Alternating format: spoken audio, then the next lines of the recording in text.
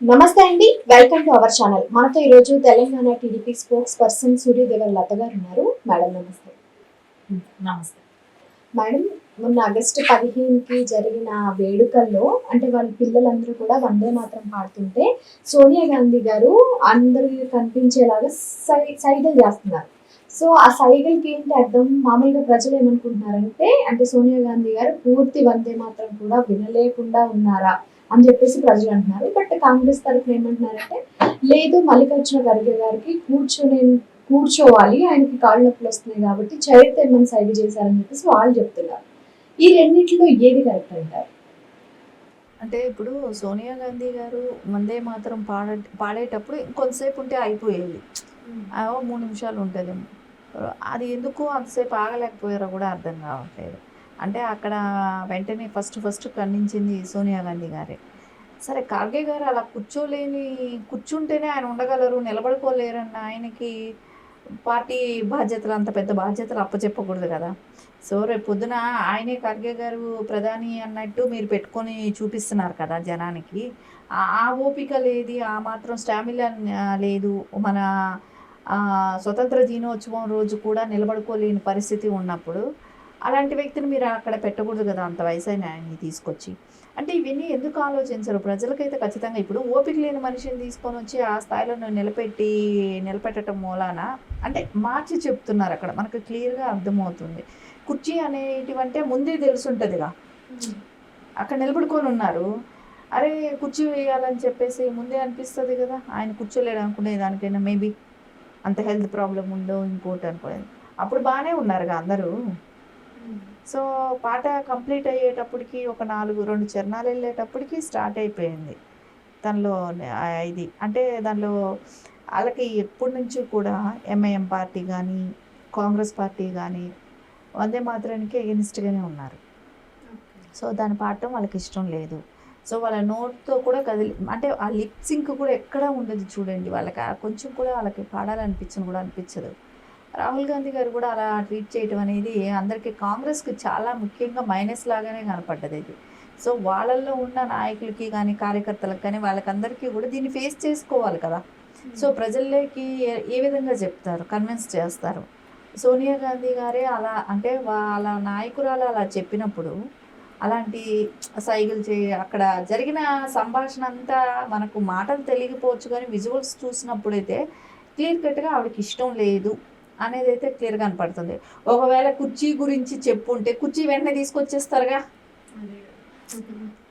కుర్చీ అనేది ఉంటే వెంటనే తీసుకొచ్చి కూర్చోబెట్టేసేవాళ్ళు కదా. మేడం, అంత పెద్ద స్టేజ్లో ఉన్న వాళ్ళకి చైర్ కావాలంటే ఆల్రెడీ చుట్టూ సెక్యూరిటీ ఉంటుంది. వాళ్ళు ఈజీగా వాళ్ళే చూసి తీసుకొచ్చేస్తారు. కానీ అది ప్రేయర్ జరిగే సందర్భంలో ఆవిడ అడుగుతుంది అంటే జనాలు అంత అమాయకుల మేడం, వీళ్ళు ఏది చెప్తే అది నమ్మడానికి. అదే కదా, కుర్చీ వేయాలి ఆయనకి అని అంటే ఏముంది, దానికి పెద్ద డిస్కషన్ అవ్వదు. కొద్దిసేపటికి ఈవిడ కుర్చీ వేయమని చెప్పేసి ఇప్పటికి స్టడీగా నిలబడ్డారు అనుకోండి, అప్పుడు ఆటోమేటిక్గా తీసుకొచ్చి అతను కేసేస్తారు. అది లేదు కదా అక్కడ. సో అది జరిగినంతసేపు దాని మీద డిస్కషన్ నడుస్తోంది. మేడం, ఇంకొక వాదన కూడా వినిపిస్తుంది. యాక్చువల్గా ఇలాంటి వేడుకల్లో ఎప్పుడు కూడా పూర్తిగా పాడరంట కదా, ఒక 2 చరణాలు పాడి వదిలేస్తారు అన్నట్టుగా అంటున్నారు. అంటే గతంలో కాంగ్రెస్ అలా అలవాటు చేసేసింది. ఓకే, వందే మాత్రం గీతానికి అయితే ఒక 4 లైన్లు పాడేసి దాన్ని మమ అనిపించేసేవాళ్ళు. ఇప్పుడు బీజేపీ ఏమంటే మొత్తం పాటని పాడుతున్నారు. ఎప్పుడు సంవత్సరంలో 2 సార్లు. ఆ 2 సార్లకి కూడా వీళ్ళకి నిలబడలేకపోతే ఎలా?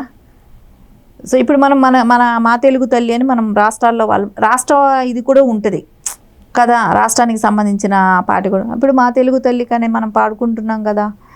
అవన్నీ పాడుతున్నప్పుడు దేశంకి వచ్చేటప్పటికి వందే మాత్రం పాడటానికి ఏంటి ఇబ్బంది? జనగణమన అదొకటి 2 కదా ఉంటాయి.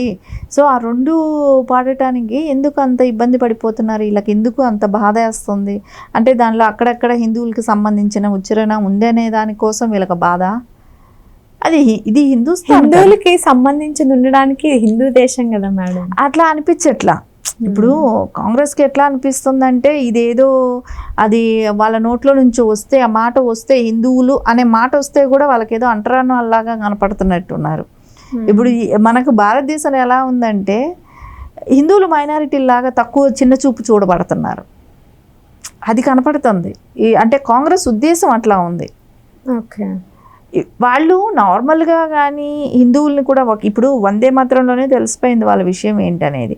వాళ్ళు నార్మల్గా అలా ఆలోచించుంటే ఎప్పుడు ఈ బాధ ఉండదు. కాంగ్రెస్ ఈ పాటికి అధికారంలోకి వచ్చేదో ఏమో తెలియట్లేదు. వాళ్ళు ఇప్పటి వరకు స్వతంత్రం వచ్చిన దగ్గర నుంచి చూస్తుంటే హిందువులే వెనక తొక్కబడ్డారు అనిపిస్తుంది. అరే వాళ్ళు గీతం వందే మాత్రం పాడే గీతంలోనే దీనిలోనే ఇంత ప్రాబ్లం తీసుకుని వస్తున్నారు అని అంటే వీళ్ళు ఏ రకంగా ఆలోచించున్నారు?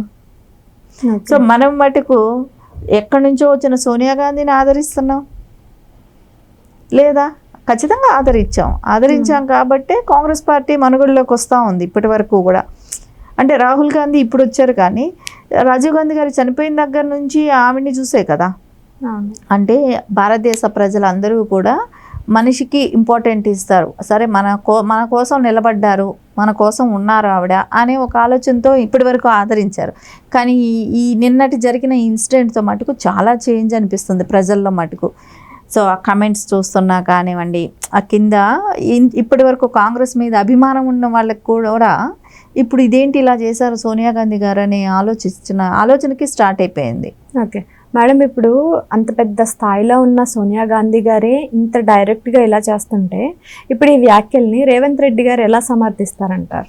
ఇప్పుడు వాళ్ళు ఒకటే మాట చెప్తున్నారు కదా, కుర్చీ కోసం, ఖార్గే గారిని కుర్చీలో కూర్చోపెట్టడం కోసం అని చెప్తున్నారు. అక్కడ కుర్చీ గురించి అయితే కాదు. కుర్చీ గురించి అయితే వెంటనే చెప్పిన 2 నిమిషం వెంటనే 2 సెకండ్లు తీసుకొచ్చి అక్కడ కుర్చీ పెట్టగలుగుతారు. పెద్ద విషయం కదా, అక్కడే ఉంటాయి కదా. కుర్చీ తీసుకొచ్చి ఇచ్చేసేవాళ్ళు, మళ్ళీ ఇది ప్రకారం ఉండేవాళ్ళు. సరే అసలు అంత ఓపిక లేని ఆయన్ని ఎందుకు తీసుకొచ్చి నిలబెట్టాలి అక్కడ? ఏంటి దిష్టి బొమ్మలాగా నిలబెట్టారా? అంటే మీ కుటుంబం అధికారం ఉంటుంది కానీ ఎవరో ఒక పర్సన్ అక్కడ నిలబెట్టేస్తే డమ్మీ పీస్ లాగా. ఇప్పుడు ఏదైనా వస్తే ఇప్పుడు ఆయన మీద దోసేస్తారు కుర్చీ కోసం. ఆయన ఏమో నిలబడేవాడేమో. ఇప్పుడు ఏంటంటే ఆయన నిలబడలేకపోయాడు, అందుకే ఆయన కోసం కుర్చీ అని చెప్పారు. అంటే అవసరానికి అవతలాన్ని నెట్టేస్తున్నారు కదా. పాప ఆయన అడగలేదు, ఆయన అలా ఫీల్ అవ్వలేదు, కానీ అవసరానికి ఆయన్ని కూడా వాడేసుకున్నారు వీళ్ళు. ఓకే, ఇప్పుడు రాహుల్ గాంధీ గారు బేసికల్గానే ఆయన్ని కొంచెం ఆడుకుంటారు, ప్రజలందరూ కూడా ఏదో ఒకటి విమర్శలు చేస్తూనే ఉంటారు. ఇప్పుడు ఈ సిచ్యువేషన్లో ఆయన పరిస్థితి ఏంటంటారు? ఇప్పుడు ఎలా కన్విన్స్ చేస్తారు? ప్రజలు అంత అమాయకంగా ఉండరు. కుర్చీ కోసం అని చెప్పితే నమ్మేసేటట్టయితే ఉండరు. వీళ్ళు అలా అనుకున్నారనుకోండి, ఆ భ్రమల్లో బతికేయటమే. అది కన్విన్సిబుల్ మాట కాదు. దాని గురించి వీళ్ళు యాక్చువల్లీ నష్టపోయినట్టే. ఇప్పుడు ఇది మర్చిపోలేని విషయం. ఏదైతే వందే మాత్రం గీతం వచ్చేటప్పుడు వాళ్ళు చేసిన అక్కడ బిహేవియర్ ఉంది కదా, ఆ బిహేవియర్ ఎవరు మర్చిపోలేరు, ప్రతి ఇండియన్కి గుర్తుంటుంది. సో అది ఏం చెప్పినా కవర్ చేసుకునే పరిస్థితులు అయితే లేదు. ఓకే, అది పార్టీకే డ్యామేజ్ అయ్యింది. ఓకే, ఇంకొకటి మేడం, బేసికల్గా వందే మాత్రం కానీ జనగణమన కానీ పాడేటప్పుడు మిడిల్లో ఎవరైనా ఆపినా ఏమైనా చర్యలు చేసినా కూడా అది యాక్చువల్గా ఒక కేసు కింద కూడా అవుతుంది కదా. మరి ఇప్పుడు ఈవిడ్ని ఎలా డీల్ చేస్తారంటారు?